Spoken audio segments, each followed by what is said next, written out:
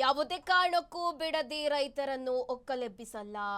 ಬೆಂಗಳೂರಿನಲ್ಲಿ DCM doctor G Parameshwar ಅವರು ಪ್ರತಿಕ್ರಿಯೆ ನೀಡಿದ್ದಾರೆ. ಫೋರ್ಸ್ ಮಾಡಿ ರೈತರನ್ನು ಒಕ್ಕಲೆಬ್ಬಿಸುವ ಕೆಲಸ ಮಾಡಲ್ಲ ಅಂತ ಹೇಳಿದ್ದಾರೆ.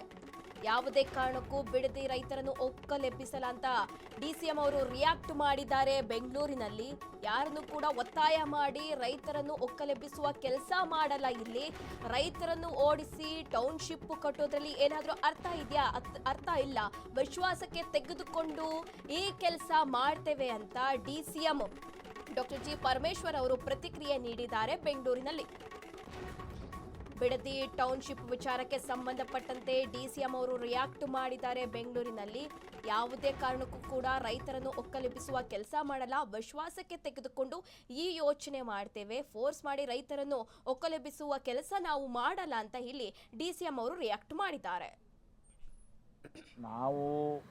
ನಾನು ಮೊದಲೇನೂ ಹೇಳಿದ್ದೇನೆ, ರೈತರಿಗೆ ಒಕ್ಕಲೆಬ್ಬಿಸುವಂಥ ಕೆಲಸ ಮಾಡೋದಿಲ್ಲ. ಫೋರ್ಸ್ ಮಾಡಿ ರೈತರನ್ನ ತೆಗೆದು ಆಚೆ ಹಾಕಿ ನಾವು ಟೌನ್ಶಿಪ್ ಕೊಡೋದ್ರಲ್ಲಿ ಅರ್ಥ ಇಲ್ಲ.